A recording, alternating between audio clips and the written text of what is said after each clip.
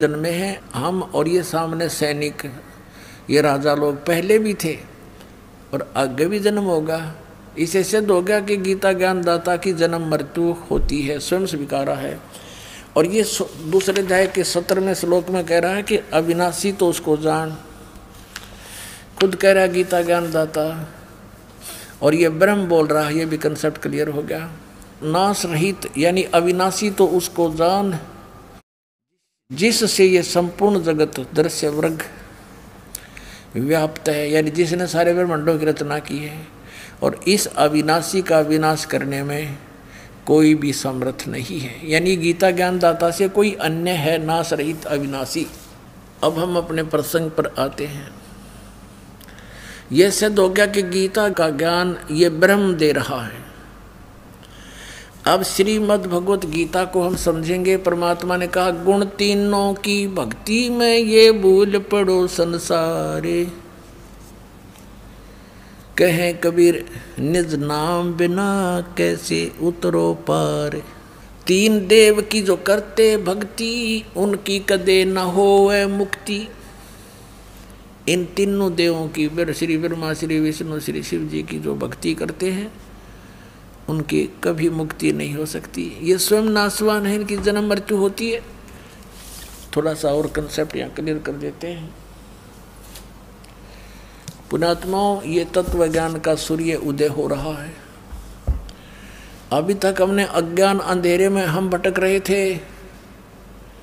इन नकली गुरुओं ने हमारा हिंडोला बना रखा था और इन्होंने एक चक्रव्यूह बनाकर हमें फंसा रखा था।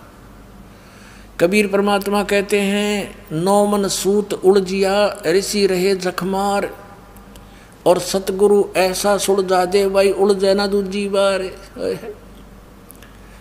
कबीर परमात्मा कपड़ा बुनते थे, जुलाई का कार्य करते थे, और 1 किलोग्राम यानी 1 सेर सूत उलझ जाते वो धागे, क्योंकि किसी कोई बुनने के लिए दे जाता था, बुनने के लिए, और वो उलझ जाता तो उसको सुलझाना पड़ता था बगैर तोड़े हुए, बगैर गांठ पड़े। गांठ पड़ जाए तो धनी ले नहीं, पैसे काटे, तो उसको बिल्कुल धीरे धीरे सुलझाना पड़ता था।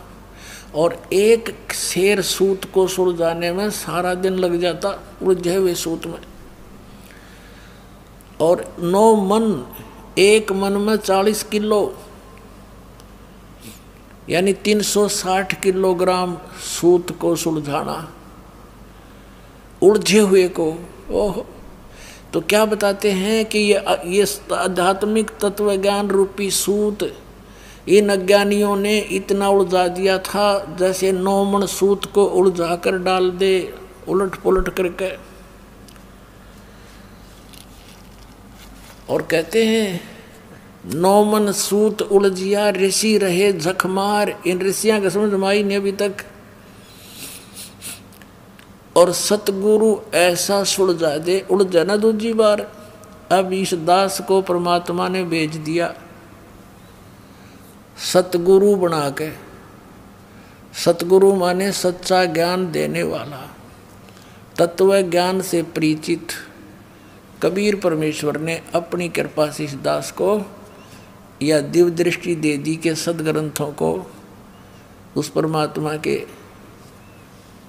सूक्ष्मदर्शी से, उस तत्व ज्ञान से जाना और समझा, पहचाना और आपको पहचान करा दी।